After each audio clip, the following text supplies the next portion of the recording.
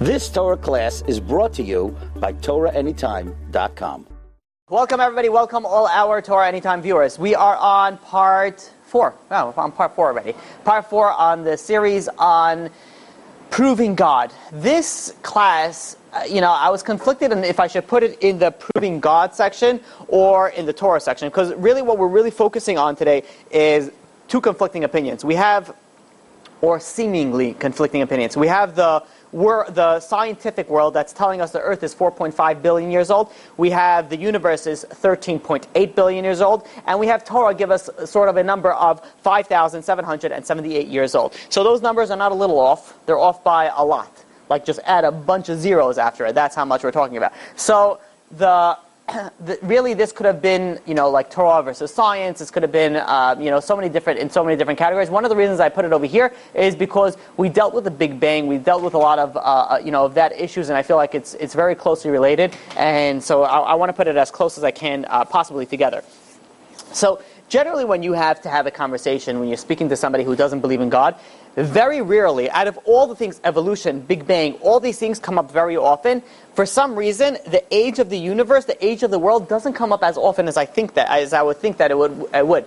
Yeah, but every so often it does come up, and it's very, very interesting because this is more complex than more of the things that we spoke about. We're going to try to simplify and make it very simple and very easy to understand. But there are, when someone tells me, the world is 15 billion years old, and Torah says the world is only, less than 6,000 years old. So, Torah can't be true. So one of the first questions that I usually ask in this situation, I'm like, wow, that's so interesting. Can you please explain to me how they got to that conclusion of 15 billion years old? He's like, well, science says it. He's like, I got that part. But how? Like, what was the theories? What was the methods? How did they get to that? So most of the time, and it's 100% of the people that I spoke to, but I'm sure like a majority of people don't actually read upon it. They don't actually know about all the theories and methods and how the scientific theory got. So they usually tell me, whatever, the science says it. So I'm like, okay, fine. So then you have science in one corner, and you have Torah in another corner. Science is telling you one thing, but you don't know what science is actually saying. A scientist is telling you that. Then you have Torah in another corner. You don't really know what the Torah is saying. A rabbi is telling you what the Torah is saying. Did you actually go and do the calculation and know that it's 5,778 years old? No. You just assumed it because that's the year that we are right now, and we trust whatever, the rabbis that are coming. So what you're really doing, it's not science and the Torah, it's a scientist versus the rabbi, is where you're doing so you believe him versus somebody else. So generally at that point in time, they get very confused. It's a very confused look on the face. But science says it, and the Torah, it's just like mumble grumbles. So what I want to actually go on, the way that we're going to go and discuss this class, and by the way, this class, whoever's not aware of, is we're going to be speaking about the age of the universe and the age of the earth. Two separate numbers and two separate things that we're going to try to plug in together from the Torah perspective. So the way that we're going to do it is it's always good to understand the other side. If you want to refute somebody, you have to know where they're coming from. You can't just go on a one-side argument. So I'm going to give you a lot of information that is where science bases off their information, how old the universe is, how old the earth is. So we're going to start off with the age of the universe. The age of the universe, according to science, as of January 2018, and I'm saying January 2018 because science always changing, even though they're 99.1% accurate in their understanding that's how accurate they are. But we're still going to say January 2018. The universe is 13.8 billion years old. How did they get to that? So we're going to give you three different ways that they get to this number. Number one is the idea that if something is in the universe is old, the universe has to be older than that. So if you find something that's really, really old in the universe has to be at least that age. Make sense? So what they really do is they look at the age of the stars. And if you're able to find the age of the stars, the way that they're able to decide the age of the stars is based on its mass, and it's also based on its brightness. And based off that, they're able to go and figure out how long the star has been around. So if they find a star that's 13 billion years old, they say at least the universe has to be at least 13 billion years old. That's method number one. Method number two is based off expansion. We spoke about in the first class in the series of the Big Bang, we spoke about that according to science, the universe is expanding. So if the universe is expanding, if we reverse that, and we bring it back to the center, we would be able to figure out when that all came. If we have the constant, if we know how long it took for the universe to expand, if we minus that, we'll be able to get to when it's all started. So think of it this way. Think of it, you have a sniper that, shot somebody in a building.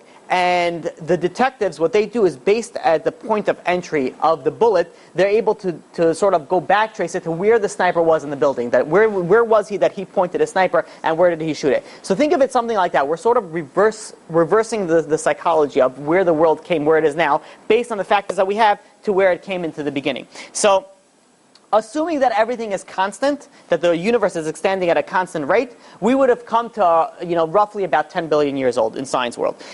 However, according to the science, they know that it wasn't constant. So what they do is they put in the variables of the change. Sometimes it was slower. In the beginning, it was a little bit slower. Now it's a little bit faster. So they put that all in, and they get roughly about 13.7 billion years old. So again, that's another method of figuring out how old the universe is.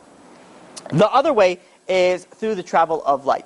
So this is something very interesting. The speed of light, which we're going to speak about pretty heavily today, B'ezrat Hashem, the speed of light is a very, very, very, very fast. In fact, there's nothing in the world, in the universe, that goes faster than the speed of light. The speed of light is 186,282 miles per second. Let's just, for easy to understand it, we're going to call it 186,000 miles per second. To understand that, if you were to want to get from here to Azerbaijan in a speed of light, it would take you less than a second. How much less than a second?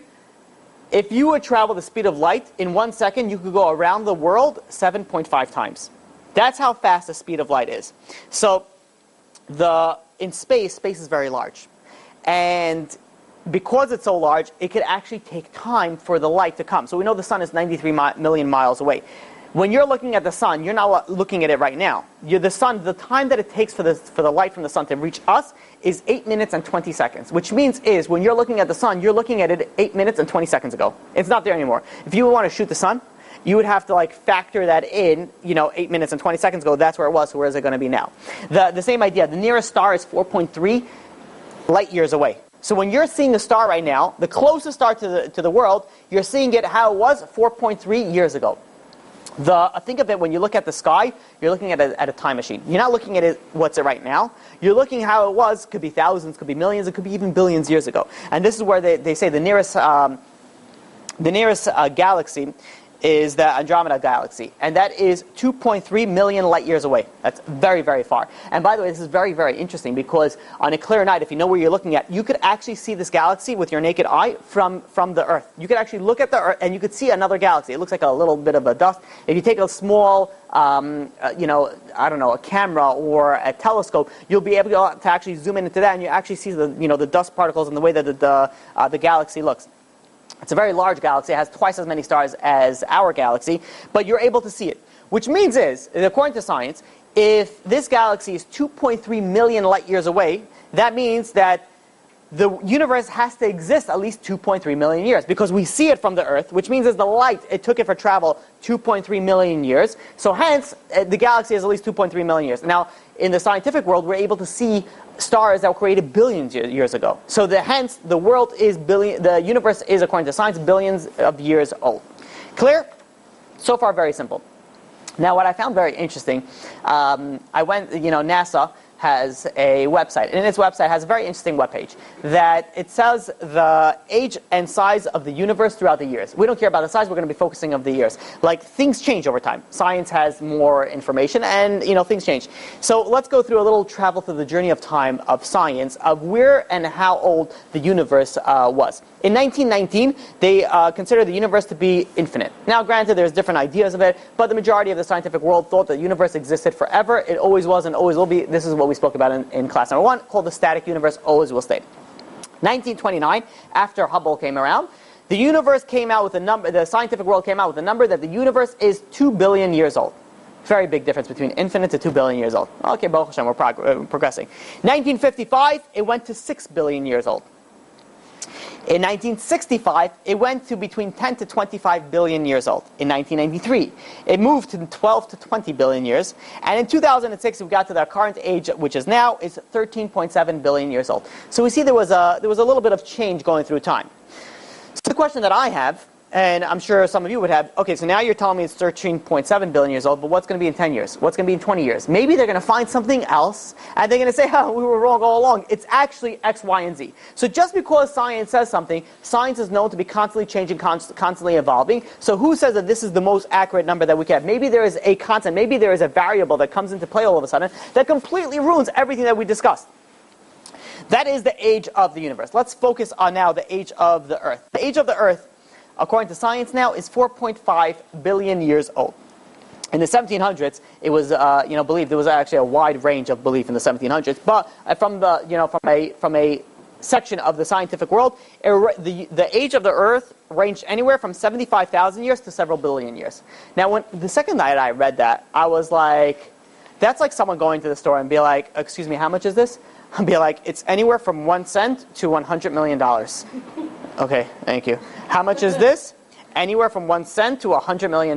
That's not really giving me any information. That's just telling me just a number out in the blue. But regardless, there's one thing that scientific world did say is that the world existed for more than 6,000 years. That's the important factor that we want to take out. This is in the 1700s. In the year 1862, there was a person by the name of Kelvin, Lord Kelvin.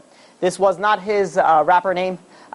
His name was actually William Thomson, who was actually, he came out with the Kelvin scale. So he came out with the estimate age of the Earth in 1862. He came out that it's 98 million years old, and he based it on a model of the rate of the cooling of the Earth. The Earth was initially very hot, and it cooled over time, and he based his number over the cooling. So it says 98 million years old. A short while later, in 1897, he revised it. He made an announcement. He says, "Listen, I take back my old number. It was incorrect. The correct age of the universe, of the world, is between 20 to 40 million years old."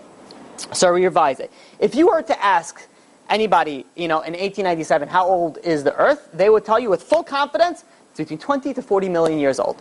That's just 100 years ago. 100 years ago, tell you with full confidence that is. Then science comes up and says, well, he didn't know about radioactivity, and the heating of the Earth's crust is by radioactive decay, and all other nice bits and pieces of information from science world. They say he didn't know this, and hence that's why he was wrong. So, but they were very, very confident in the number. So what I ask is, they're very, very confident in the number today. But who says, just like they were confident back then, who says that it's not going to change again? Now, back then they were confident. Today they're also confident. Is it possible that it's going to change? It's definitely possible. So now let's figure out how they dated the Earth. How did they date the Earth? So if you go to a tree, and if you want to know how old the tree is, you first kill it, and then you can tell how old it is. How are you going to tell how old it is? You see by its rings. You see by the rings of the, and it's actually very interesting because when there is, when the tree grew a lot, there's a lot of rain, let's say it was able to grow a lot, the rings are fatter. And when the tree was not able to grow a lot, the rings were thinner. And they're able to sort of double check this information based on the historical records they have of the weather. And they see if it makes sense that year where that tree was it very little rain? And they're able to actually see that. So you're able to date things based off the rings. Now, this is not only off live trees. They're able to actually do this off dead trees as well. What they do is if, let's say, they find a live tree and a dead tree. They look at the dead tree, they look at its rings, and they look at the live tree and they look at its rings. Now, if, let's say, they could find, let's say, a few hundred, or let's say 200, because trees live a very long time. You have trees that live thousands of years. If you have, let's say, 200 years of this tree matches up with 200 years of the rings of this tree, then you could overlap them and you could go back in time to see how old the Earth was. And this could come back, according to science, over 10,000 years old. So which means there's something was going on here already 10,000 years ago. There's another way in using the similar method is based off ice layers. So the ice layers, every year in really, really cold places, there more ice falls in. Now, it doesn't melt because it's really, really cold, so it builds up. When they drill really deep down, they're able to say, okay, this was one ice layer, and this is the next ice layer. And they're able to go down, and according to science, in these layers, there are some things that could be hundreds of thousands of years old, which means that these ice layers were there for hundreds of thousands of years, according to this method. That is one method of dating the Earth. There's another method called radiometric dating. This is very, very popular nowadays, and I do want to spend time in understanding this. Now, if you're allergic to chemistry, it's fine. But I will have to indulge a little bit in chemistry in order for you to understand it. I find it very interesting, very fascinating, but for everybody else, it's, just bear with me. So, there's something called a periodic table.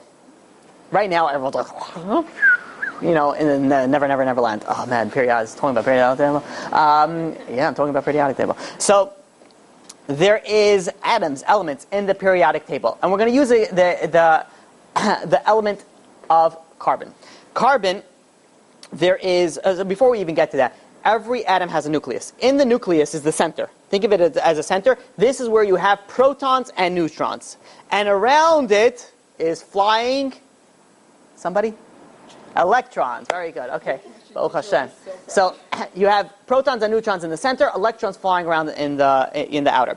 Now, a mass number is the number of protons plus the number of neutrons. So if I were to tell you a certain element of carbon has 6 protons and 6 neutrons, you would know that the mass number is 12. Very good. Oh, excellent. You guys are good. Okay. So, right. So, a certain atom, right? A certain atom, you realize that I'm only asking you questions on chemistry, because it doesn't matter if you don't know it or not. Torah, I don't ask questions, because that you have to know. So a certain atom will always have the same number of protons. However, neutrons could be different. Now, these elements could come in different flavors. Think of it different flavors. We call it isotopes. But it could come out in different flavors. An example is, let's use carbon. Carbon is always going to have 6 protons. But if it has 6 neutrons, so this we call carbon-12. If, let's say, another carbon has 6 protons and 8 neutrons, we'll call this carbon, this is hard, 14. Oh, very good. Wow, excellent. Carbon-14 has 6 protons and 8 neutrons. So these atoms of the same element with different neutrons, we call them isotopes. Some isotopes are radioactive. Bear with me, it's almost over. Okay? Some atoms are, I might not be saying the full truth, it's almost over. Some isotopes are something called radioactive. Radioactive is something very interesting. Radioactive means that they're unstable. Not emotionally unstable. They are, maybe you could call them emotionally unstable. The nucleus is, right, the nucleus is unstable. So what it does is it tries to stabilize itself. Now, how does it stabilize itself? What it does is it decays. Now, it decays doesn't mean it rots and it disappears. It shoots off protons and neutrons until it stabilizes itself. Now, we call this radiation. When it's shooting off protons and neutrons, this is called radiation. It could be alpha, beta. We don't have to get into it. It's irrelevant. But what happens is when it shoots off these protons and neutrons, it changes what it is. It's able to morph what it is. Now, it could either change itself to the same atom, the same element, but of a different isotope, or it could change itself to a completely different element.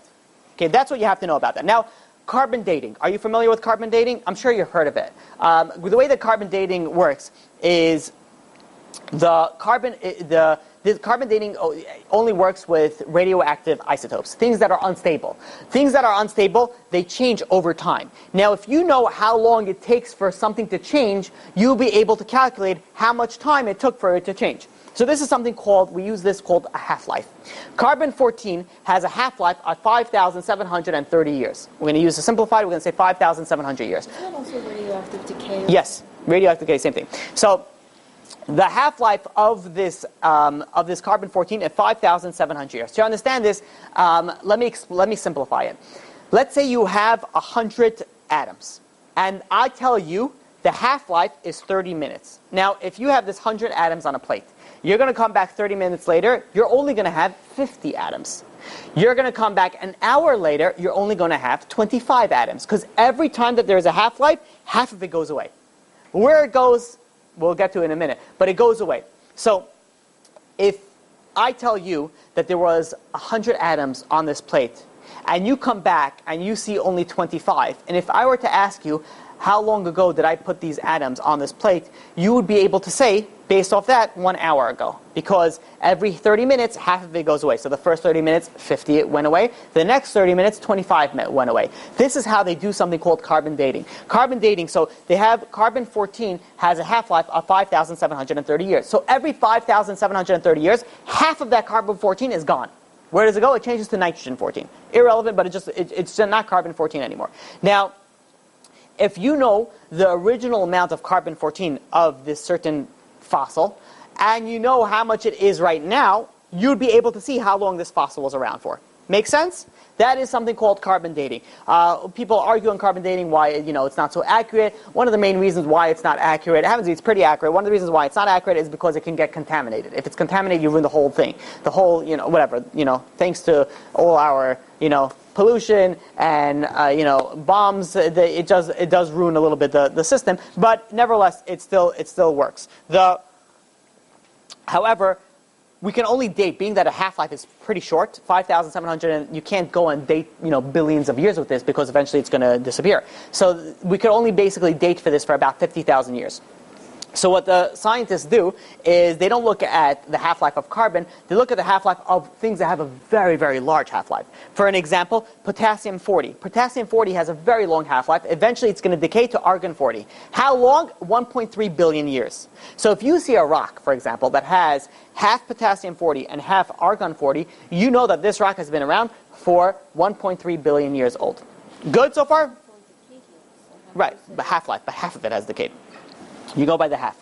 So that is the way going through, that is the idea of going through radiometric dating.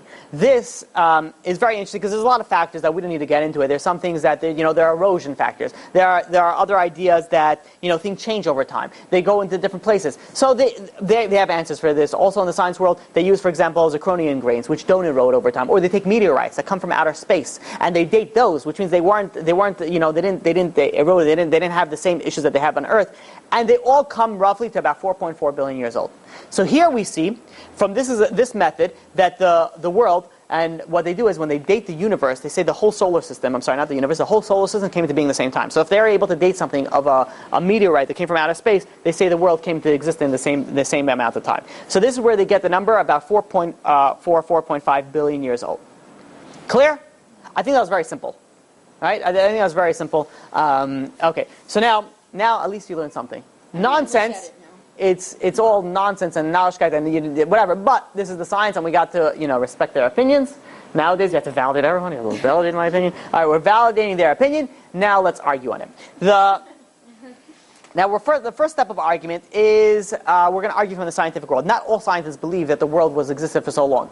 And if they do, they have some problems with it. One of these people is Dr. Gentry, Dr. Robert Gentry. Now, this Dr. Robert Gentry, he went and he studied hundreds of thousands of rocks. Now, what he did is that he looked at something called polonium-218. Now, this is something very interesting because he looked at the halos of polonium-18, and these are produced through radioactive decay. Similar to the whole thing that we spoke about until now. If you didn't understand anything I said, just make believe, nod your head, and let's move forward in life. Okay, it's not going to be that important, but it's good to understand these facts. So, the problem over here rises like this.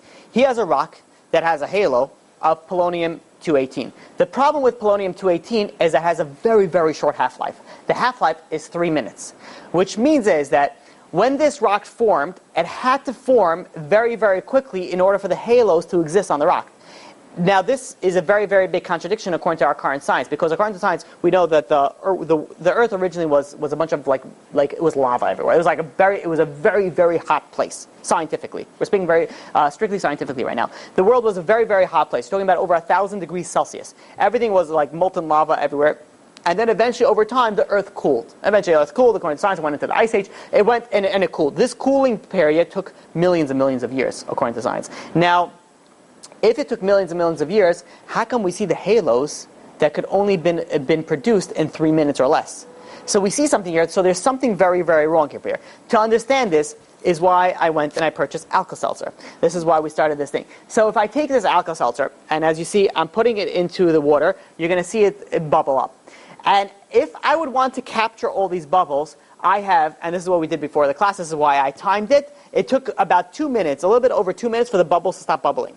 So which means is if I would want to freeze this cup of water right here in my hand, with the Alka-Seltzer still bubbling, I have less than 2 minutes to freeze it. Because then and you freeze it, you still see the bubbles. Eventually, it would rest, like that one over there, and the bubbles are only sticking to the plastic over there. So you wouldn't see it.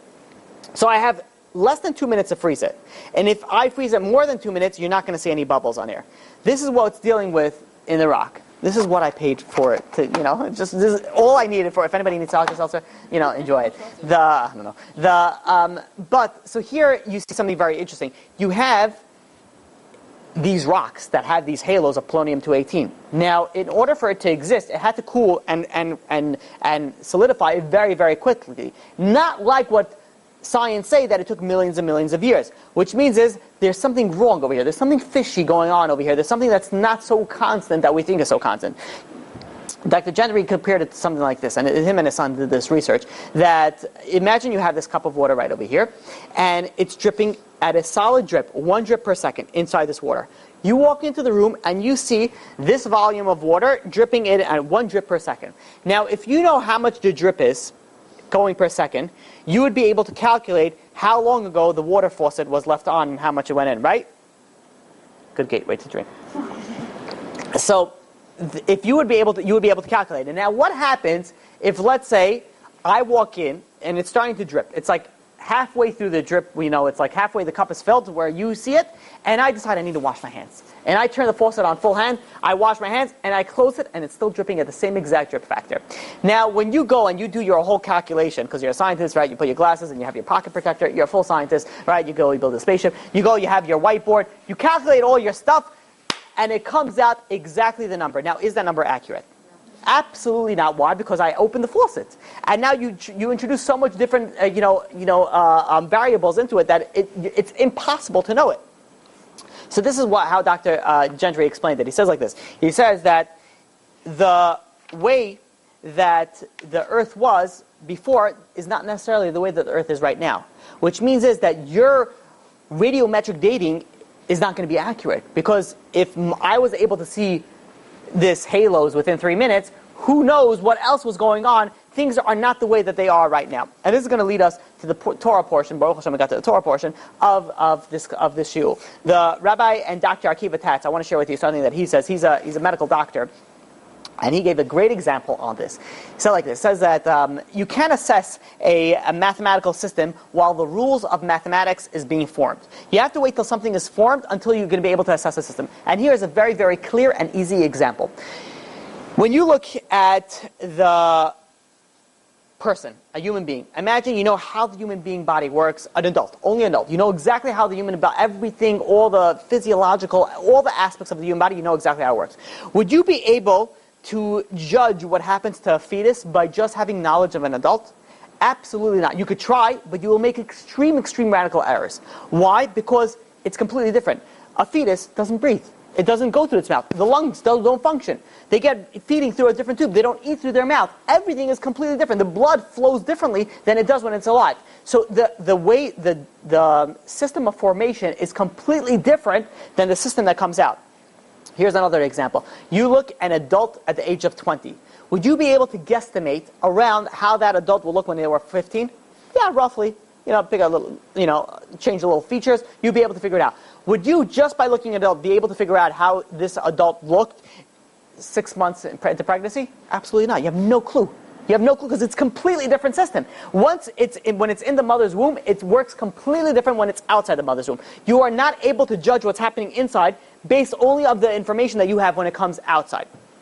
The same idea, this is a Nobel Prize winner, Paul Dirac, says like this. At the beginning of time, the laws of nature were probably very different from what they are now. So that means that things are not constant. If things are not constant, then you cannot accurately describe what happened in the beginning of time, which is what we're trying to do right over here. Think of it this way. Say you have this phone, and let's use actually an easier example, a watch. You go to a watch and you open up the watch. You'll be able to figure out, okay, he probably put this piece before this piece and this piece after this piece. If you know a little bit about how the watch works, you'll be able to, sort of like take it apart and build it again from scratch, from where it is. But if I were to ask you, take out this watch and tell me where he laid all those pieces on the table. So you have this piece was laid over here. It's impossible to know such a thing. Why? Because you don't know. It's different. It's a different system. The same idea is what we're talking about the universe. There was a different system in the beginning of the universe. How can you go and figure out what's happening right now based off a system that you don't know what happened in the formation? Is this clear? This has to be very, very clear. Is this clear? This is sweet. This is so sweet. It's such a in the face, if I may say, but this, we don't know. It really is, we don't know. This is just like saying the factor of opening up the faucet. You don't know the drip rate factor. You don't know how long it was dripping because you don't know what happened in the interim. Now let's look in the beginning of history. Is there something in the beginning of history that ruined our constant, that ruined our ability to say, yes, everything happened since the beginning of a time exactly the same? And yes, we can say two things were changed. Number one is the first 6 days of creation. The first 6 days of creation, we don't know how it was. Nature was not like it was today. How can you say that? First of all, when was the sun created? the fourth, day number 4. When were the trees created? Day number 3. Can trees be alive without the sun? How does that work? Must be that there was a different system. The laws of nature were a little bit different, or a lot different, we don't know, back then. There's another factor that we have to put into the play, is the Mabul, the flood. The flood completely changed everything. In fact, there was an opinion, and I wish I remember this. So when I was learning about the flood, I don't even think I spoke about this when I spoke about the hidden story of the flood. But one of the ways that one of the Mefarshim that speaks about it says that how did Hashem bring about all this flood? He actually moved the stars from the constellation. So the gravitational pull, everything was changed around, which means is that nature in itself was completely changed. And we know the Mabul brings down some fascinating facts that the world before the Mabul is radically different than the world after the Mabul. And when we see something very interesting, that when Noach came out of the Teva, did he see bones everywhere?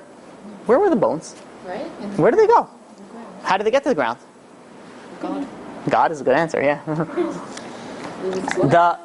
Some people say it was boiling, some must have, but not necessarily. The Mabul says something very interesting. Where did the water go? So what Hashem did, Hashem opened up the cavities of the earth, and He put all the water down. Now when this water went down to the cavities of the earth, it also dragged down all the bones. You have these large animals that existed before the flood that didn't make it on the Teva. These all large animals went under the earth. Now there's something very interesting when they look at fossils. They're talking about the rock stratification, the rock strata, the levels of the rock, the lower it is. There's something very interesting. This I think we spoke about in one of the classes. If you're baking a 7-layer cake, the first layer goes before the first, and then the second, and then the third, and then the fourth, right? That's how you see. So if I were to go and I would say, what was put here first? The first layer, the second layer, or the third layer? You would say the first layer came in first, the second layer came first. But I could say that I baked, or whatever, I don't know how you say creation in baking term. I made the first layer, second layer, third layer, and then what I did was I lifted everything up and I slid in another layer. Can I do that? Of course I can do that. I don't know, I don't bake. So, you could technically slide it in. How did the dinosaurs or all these other fossils, how did they get so far into the ground, so far into the rock strata levels? Very interesting. Someone placed it there. The water brought it all the way down and put it all the way down in those deep levels of if you want to call it rock or whatever it is that into the ground. So just because something is deeper or lower in the level of the rock stratification does not necessarily mean it's older if something went down there. The Sephorah says something very interesting in the Parashat Noach. Why does the world have seasons? We have fall, winter, spring. In New York, whatever. We have, sometimes in the winter we have summer and spring inside, and sometimes in the summer, whatever. It's a bipolar situation. But, generally we have seasons. Why do we have seasons? There's something very interesting. The Earth does not spin straight on its axis. It spins on a tilt. And because it spins on a tilt, it's actually 23.5 degrees on a tilt. And because on a tilt, we have these changes in weather. The Mabul says something very interesting that and by the way, you should know that in, let's say, for example, like the coldest place, the North Pole. The North Pole was at one point much hotter because the whole world tilted. It was much hotter, and according to science, this is actually proven. They have they say 55 million years ago, the North Pole was a nice chilling 74 degrees. 74 degrees in the North Pole. So it was like Miami weather in the North Pole. What happened was, I don't know how the science worlds claim the differentiation of the difference of how ice cool age or whatever the cooling of the Earth across whatever it is that they use it for. The Earth was tilted and it was changed. Now, the Mabul says like this. It says the world was turned northward, which means is that every bone that you find in the north actually used to be south of the equator. It was not actually where it is, and it's very interesting because they find these animals that cannot live in very cold places, in fossils of these cold places. Now, how it's possible? Because it used to be warmer.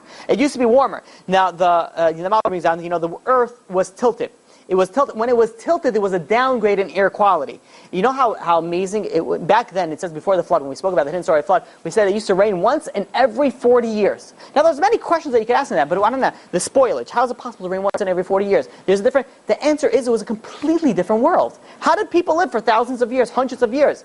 Not thousands of years, hundreds of years, because it was a completely different world. The world, something very interesting. The world was not on a tilt before the Mabul.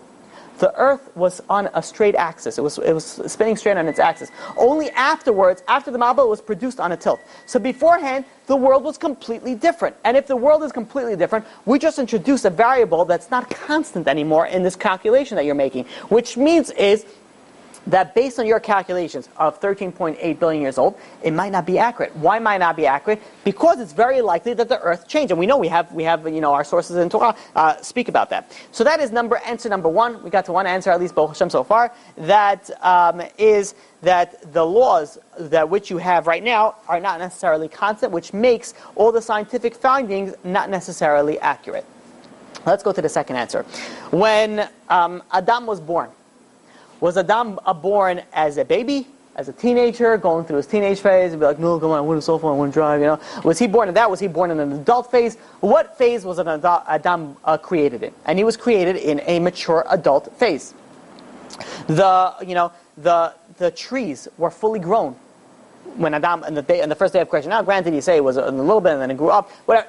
The point being is, when Adam was in Gan Eden, when Adam was in the world, everything was fully grown. There is, at night, Adam was able to look at the stars, and he would see the stars. The question is, how could he see the stars if they were just created 3 days ago? It has to be 2 million light years away. How could he see the stars?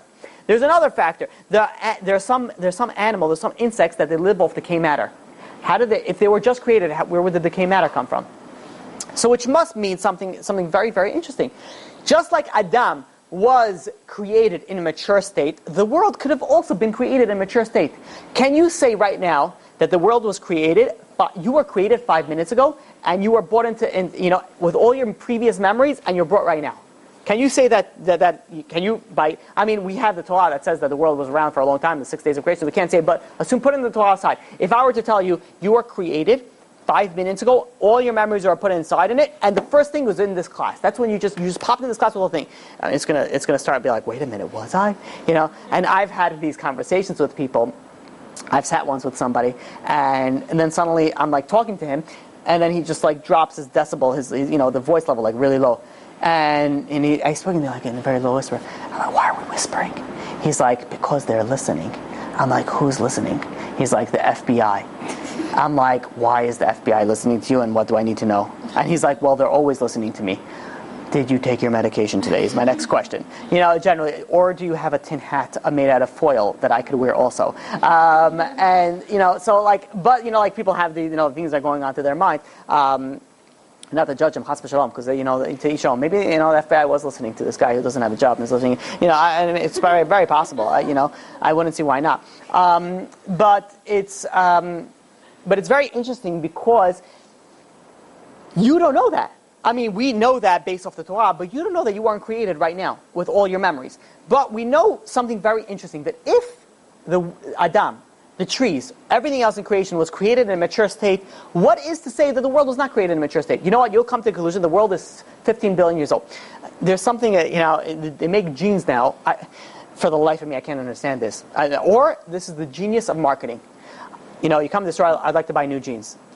But please make my jeans look like they've been worn for about the past 1,000 years. I want rips in them. I want to see that it's faded. I want to see that it's So they can create jeans look like they were faded.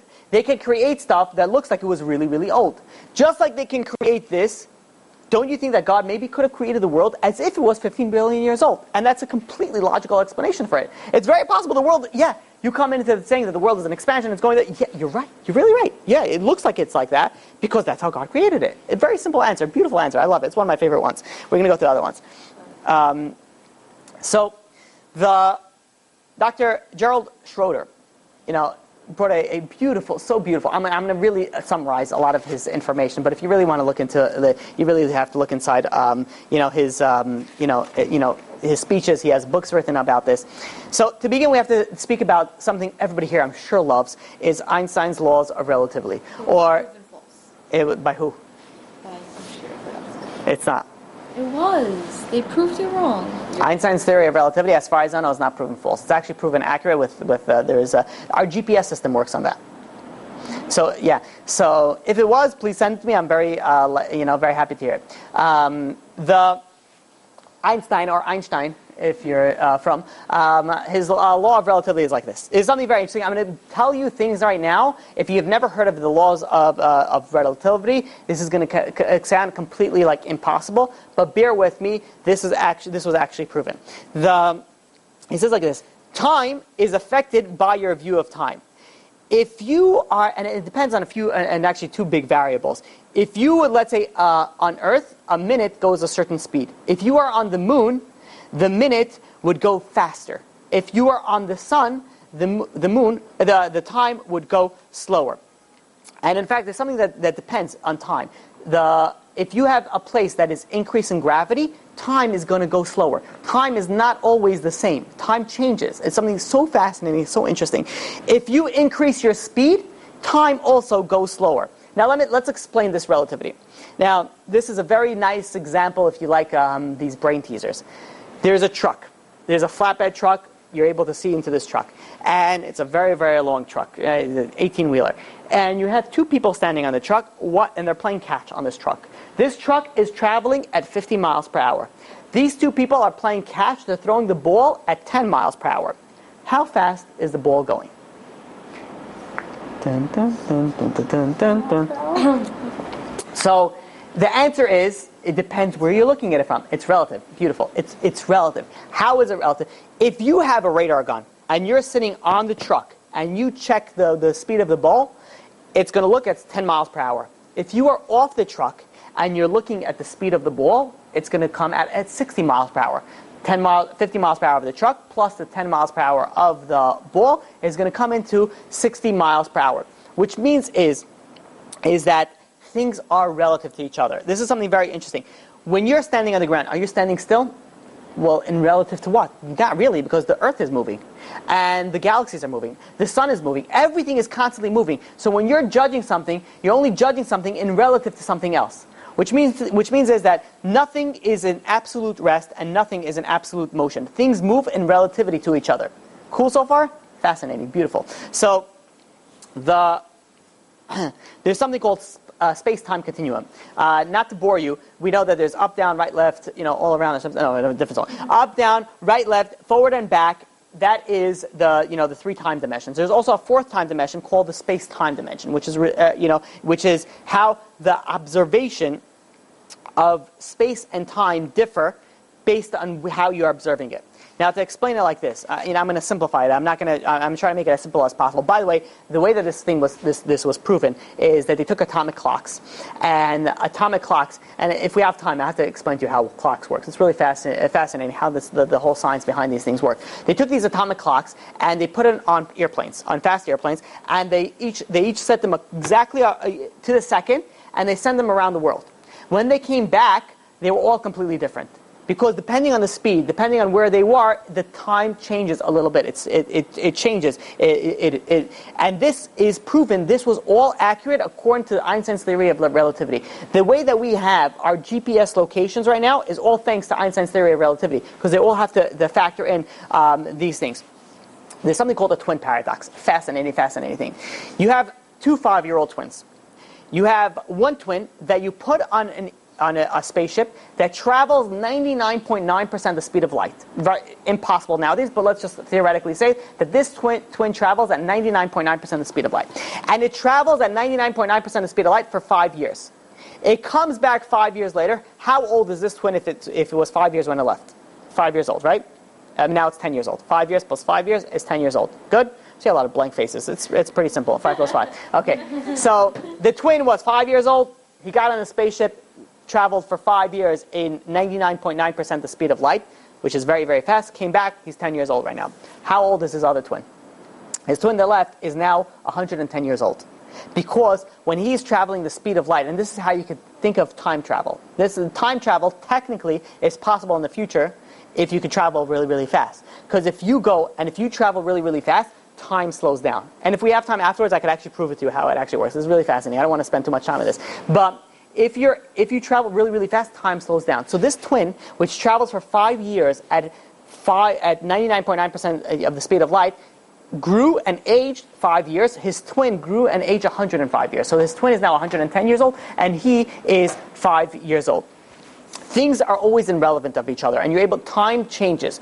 But one thing that doesn't change is the speed of light. The speed of light is always constant. So if I were to tell you, how many years has it been since this kid left the earth? Has it been 5 years, or has it been 105 years? And if you were to tell me 5 years, you're right. And if you were to tell me 105 years, you're also right. Because it all depends on where you are observing it, where you're looking at this. So this is something very interesting. When you're telling me that the Earth is 13.8 billion years old, and where are you looking at it from? Are you looking at it from your earthly, space-time continuum? Then yeah, it makes sense. Which means this is something very interesting, that when the scientists tell you that the Earth is 13.8 billion years old, they're right. But there's one thing that they're missing telling you, that this time is based from the time-space coordinates that we exist on Earth. But what happens if you look at time from a different place? And then there's billions of places around the universe where time goes completely different. If you have a huge, huge planet, time goes much slower. Is it possible that 6 days on Earth would equal 13 billion years on another planet? And the answer is yes, because time and space is different in all aspects of it. So when I am saying 6 days old is the creation, and you're telling me it's 13 billion years old, can we both be correct? The answer is yes, we can both be correct. Does this make sense? That's Alka-Seltzer. Thank you for that. So, I said, is this correct? And you told me that's Alka-Seltzer. It threw me off for a second. Okay, now let's go to something a little bit different. Light travels at 186,000 miles per second. If you are going to the beginning of time, and you were to shoot a pulse of light, and you were to put information on this pulse of light, this is called fiber optics, you were to put information on this pulse of light saying that I am sending this pulse of light every second. So every second you shoot another pulse of light in the beginning of time. And you're on Earth, and you receive this pulse of light, and you're like, hey look, a pulse of light. You decipher the code, and it says, hey, I'm sending you a pulse of light every second.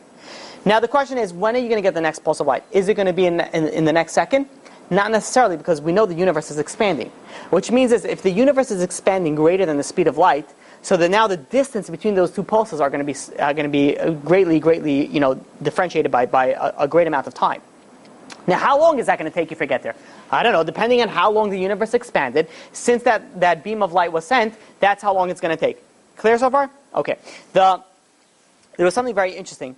In cosmology, the question is, how was the beginning of time? How was time? Let's rephrase that. How was time in the beginning of time different than what we have time now? Was it different? Maybe the beginning of time was different than what we have right now. And they came out with an answer. It was different. How different was it? It was a million of a million times different, which means is that if you have 1 second over here, a million is a trillion. So if you have 1 second over here, that's a trillion seconds. So for example, if you shoot that beam of light in the first second, let's say the first, how long is the next second going to come? It's not going to come in the next second, it's going to come in the next trillion seconds. Because that's the differentiation of time from the beginning to the time that we are right now. Clear? Okay, good. Now, let's plug in this math. We said that there are 6 days of creation. The 6th day Adam was created. So if we were to take the 6 days of creation, was it 6 days in our time? Not necessarily. How much was it? 6 trillion days. Right? Because everything was times a trillion of where we are versus the time that we have now versus the time that we have then. This is Dr. Schroeder's all calculations. Beautiful. So if you take 6 days and you turn it into 6 trillion days, you divide it by 365, you get a very interesting number. You get a number close to where we have over here. What is it? About 15 or 16 billion years old. So which means is the 16 billion years can be that 6 days if you're looking at it from where right now, the difference of the time. Now I decided to do something, this is my own little thing, let's change it. We know Adam was created on the 6th day. What happens if you do the first 5 days? So if you take the first 5 days, and it's not really first 5 days according to time because we have to times everything by a trillion. So you take 5 days, you make it turns it into really trillion days because 5 trillion days from where it really is now, from our observation nowadays. If you take 5 trillion days and you divide it by 365 and a quarter, with 365 let's say, you get to 13.6 billion years old. Roughly, that's very, very close to where we're dealing with right now in science, saying 13.8 billion years old of the creation. This is fascinating. This is beautiful. Isn't this beautiful? Everything just works in so nicely. Okay, let me give you one more answer. It says in Tehillim, chapter 90, verse 4, it says, Ki elef shanim be'enecha ki yom etmol. God's one day counts as human years, 1,000 years. How to explain it? We don't have time, nor it's sort of irrelevant for this perspective. Just trust me on that. One day of God is 1,000 years of human years. Ki elef shanim be'enecha ki yom etmol.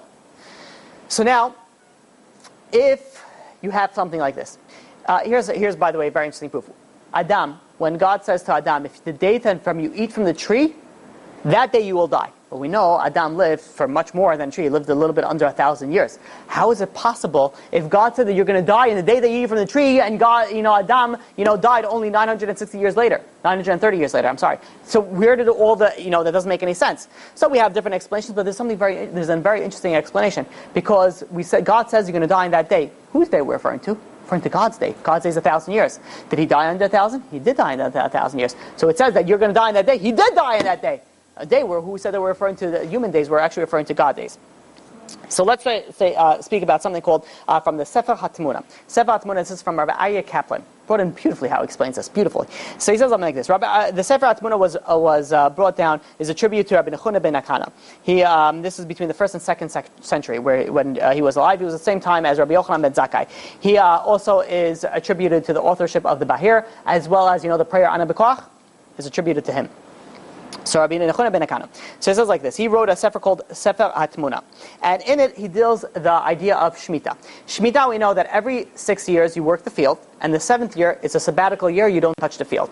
He says just like there are 6 years of the field and 7 years you don't touch it, the same thing works in the world.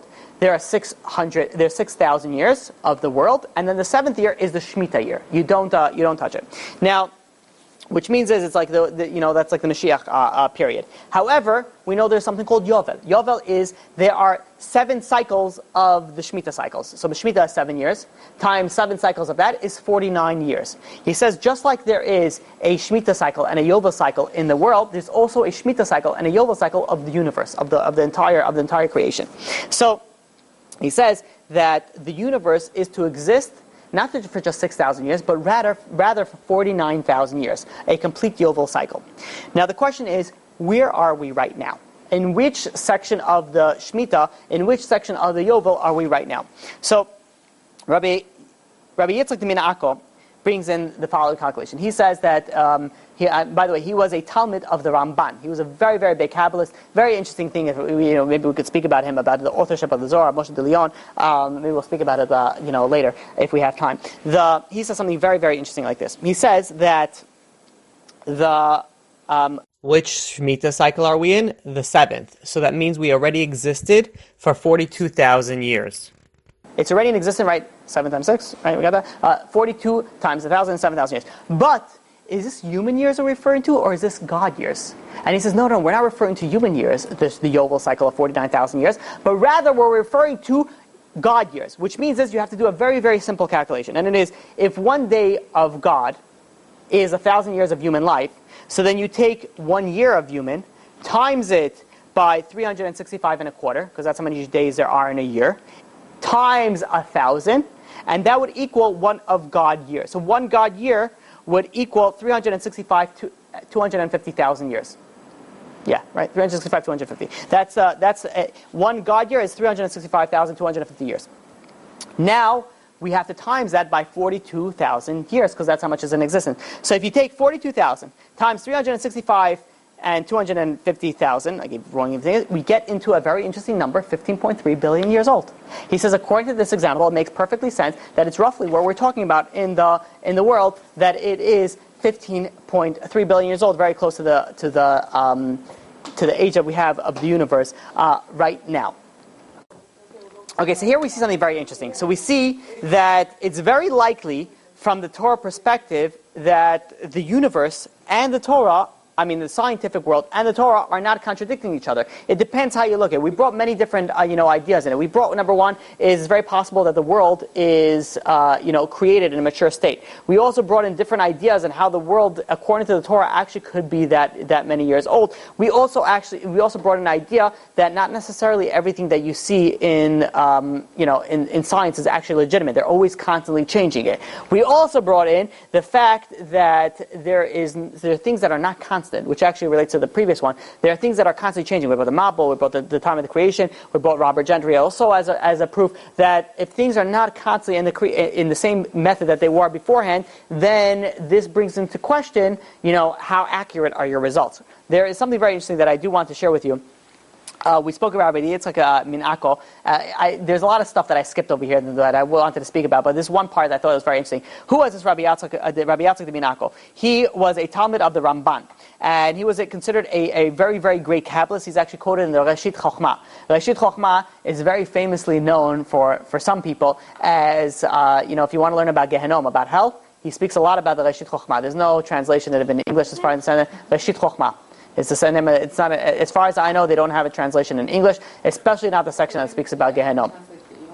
But Rabbi Yaron Reuven made a class about Gehenom. You can listen to it if you want. Rabbi Yaron Reuven. I do at one point want to speak about that topic, but we'll leave it for now. But in any case, so this Rabbi Yitzchak min Akko, he brought in the he quote you ever the Zohar? Say how much I have to give information. So you guys know the Zohar, right? So there was a question who wrote the Zohar. It was a question to the authenticity, to the authorship, actually, not to the authenticity, to the authorship of the Zohar. There's some people that say that it was written by Rabbi Moshe de Leon. Now, because he brought it in, he was the one who published it. Now So this Rabbi Yitzchak min Akko, he actually did the research to find out. He was friends with Moshe de Leon, and he went to find out what was the story with it. And then his whole research is actually written in Sefer HaTemunah. And right before he finishes concluding with who wrote the authorship of the Zohar, it just finishes. He doesn't have any information in there anymore. So historians, looking at through history, they say, well, we don't know who wrote the authorship of the Zohar because he never finished off the research that he was doing. However, Rabbi aryeh Kaplan brings down. He says he got a hold of a manuscript that was written by Rabbi Yitzchak min Akko. It was brought to him to be translated. There's only one of them that is left in the world. I mean, there's obviously copies now, but there's one original, and he went and he translated. And in that manuscript, which is known as the Otzar HaChaim, he is written down that the authorship of the Zohar is 100% Rabbi Shimon Bar Yochai. Undeniable. So here, you have people that are not sure. It is known, 100% that the authorship of the Zohar, and this is Rabbi Yitzchak min Akko, which we said that he's referring to the 42,000 years of the world was there, times ago. What? Otzar HaChaim. And it's Otzar HaChaim. So I found it very, very interesting, a little good, interesting tidbit of information. So we have over here that, generally when people come and they ask questions about God, and they ask questions about religion, about conflicting between Torah and science, usually, and I say usually, they don't know science and they don't know Torah.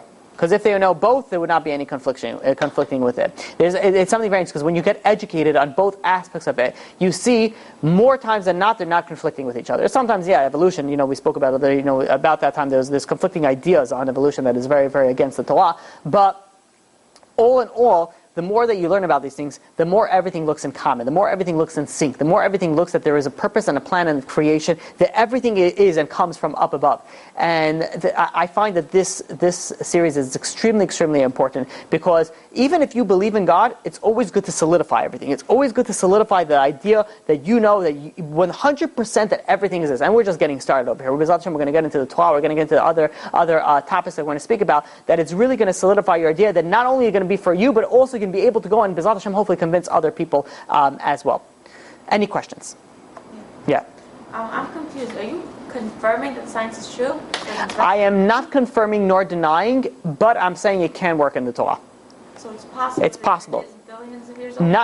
Not necessarily that it's billion, but based off our technology and our way we have it, we see it as billions of years old, and it could be that way. So then what's the 5, 7, 7, 8 from? Oh, excellent. I can't believe I forgot to say that.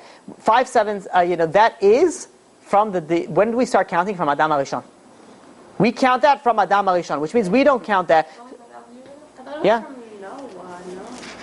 No, we start counting from Adam HaRishon, so it's 5,778 years from Adam HaRishon, which means plus, from when it was created, plus the 5 days, plus those 5 days. For when he was born. No, but same idea. Yeah. But does it make sense? So it's 5,778 plus those 5 days. How are those 5 days? That's what we went through a different idea. And even if we went through before the creation, because we're talking about Adam HaRishon, not the 5 days at the beginning of the creation. That's the time that we're referring to right now. So the answer is both. The answer can be both. I like being very vague. No, but the truth is it really can be both, because it can appear, it's not conflicting based off the things. I never said that the Earth is 13 billion years old, but I said it can look like that. It's very possible to be that way. Is it possible that God created, that the 6 days of creation really lasted for really, really long periods of time? It's possible. Not very common opinions of all the commentators, but you could say that it's possible that the 5 days was not, the 6 days of creation was not actually 6 days that we have today. Because we said the only time that we count a lot of, let's say, a day is based off, for example, the sun. The sun wasn't created until day number 4. So where were the first 3 days? How do you calculate those days? So there's many different factors of it, but one thing's for sure is that they don't conflict with each other. The purpose of this class was to show you that they do not conflict with each other at all. So you said the first 6 days of creation, the way the time goes, because it wasn't like a human day. You said there was 1,000 years or a trillion years? So a trillion years. So there was 2 answers that we gave. So it's a trillion years. A trillion years is based off the time that we have now. How was it different from the beginning of time? And the answer is it was a trillion-fold different. But if it's like God says on the first day of creation and on the second day, isn't that like 1,000 years apart? Well, no, so it's very interesting because that's not what we're focusing on. We're focusing on not the days of God, so saying 6,000 days, but we're actually, that was a completely different calculation when we said about the gods of 1,000 days. We're focusing on, in that answer, we're focusing on how time looks from our perspective versus time looking from the beginning perspective, because we brought in Einstein's theory of relativity showing that time is different depending on how you look at it. I have another question. Yeah. You said how in Noah's time, how all the bones went down into the earth, and like, you know how when they discovered a bunch of fossils? Yeah, and they made shapes of dinosaurs and stuff. Could it be possible that was the bones of the people? Because you said they were giants. Well, with the bones that they have of the fossils of the dinosaurs actually look like animals, not like humans. So it is possible, but it's probably most likely. But you should also know that a lot of these fossils, they don't actually find a full fossil. They found, for example, a full fossil of a full white, of a mammoth. But dinosaurs, they sort of reconstruct it based off. They find a piece over here, find a piece over here, figure out the specifications based on the size of the skull, based on this, and they sort of put the picture together. You go to this Museum of Natural History. I don't think they found all those bones inside of there, and then you're looking at all those bones, from billions of years old. I may be incorrect in this. I didn't look into it, but the idea is that it is, it is bits and pieces, but it's very likely. We know Adam was very, very tall. How do we understand that? The whole world back then was completely different. There's so many proofs that I could give you from the Torah that the world was completely different. The people lived there longer. The people were extremely tall. They only got married. They only had children at the age of 100 plus. You're dealing with it completely different. Now if you're 28, you're old. 38, forget about it. It was a completely different world. It was a completely different world. Where are those people's bones? Because I'm assuming there was a lot of people that died during the Mabul. Yeah. Where did their bones go? Do they find all the fossils? Could be very possible. It's very deep down. It's also very possible that some of them disintegrated in the heat of the Mabul. It was very, very hot. We don't know everything that exists on the Earth. We have our fossil record is pretty solid, but do we have everything? No, we have a lot. So when the Earth moved on its axis, other things moved, there are fossils found that it couldn't have existed in that climate. Fossils moved not only species that were alive at the time. No, which means that the fossils moved. The fossils are represented by the species, so the species could have been really living in those places. Right. Okay. Also, so then when would have the ice age occurred? Because if during the Mabul, every place was at one certain climate, so if you were at a climate where it was only cold... Ice age did not happen before or after the Mabul. That we know. So, I'm pretty confident in that. Scientists say that it happened after the Earth's cooling. According to science, it's very interesting because the way that they say something very interesting. And again, this is disputed in the science world. How did the Earth come into being? There was a bunch of they did a very interesting study that they took salt particles and they put it into space and with zero gravity and in the spaceship, and the salt particles started combining together. So they built this into figuring out this is how's the Earth, a big mass, created. That originally there were a bunch of rocks and debris falling all over the galaxy, and they started combining. They started combining together, and as they got bigger, they got a mass. As they got a bigger mass, they got gravitational pull, and they got bigger and bigger and bigger, like a snowball effect, until eventually became what we know as the Earth. And at one point, it was was boiling lava, and there were like meteorites just like keep on flowing into the falling into the earth, and that's how it created where it is today. After this boiling mass eventually cooled off. It cooled off to such an extent, like it was so hot, and then it just froze, and now it's getting warmer. Yeah. Doesn't make sense. Now, if you look at it in the science, there is reasons for it. I know. We're not here to explain the science. We're here to explain the Torah part, so it's irrelevant of that. According to the Torah, like. According to the Torah, there's no mention of an ice age. But then again, we don't mention of it. But yeah, so what are the proof that they have of this ice age? I don't know. I didn't look into it. It didn't happen at all. I don't know. I have to look into it. I didn't look enough into the ice age to tell you. Any other questions? Go ahead. I see you have questions. No, it's good. People always love the questions. Unless you don't want to. I'm not going to force you. Any other questions on camera? Yeah, fine. Yeah. The thing we said about the Big Bang with Einstein and Hubble, what was that theory that Einstein had? Because that may be what I'm confusing it with. Einstein's he was teaching at one point the static universe. Oh, I think that's what I was. Yeah, it's not really relevant so much to what we have over here, but I'm saying that they were able to prove false. Yes, that's what they were able to prove false. Yeah. Okay, so it could be that's what you're doing. Any other questions on camera? Any other questions on camera? Shouldn't be bashful. People love the questions. I mean, that's what they tell me. I don't know. Maybe they're just saying that. Yeah, but she's making fun of me. They find the questions very interesting because some of them have the same questions as that. Good. Is it clear? I thought it was beautiful. No, isn't it fascinating? Yeah. It is fascinating. Okay. Once I understood. Once you understood it, that's it. You can always review it. Okay. It's good. Chazak u'baruch. Okay. You've just experienced another Torah class brought to you by TorahAnytime.com.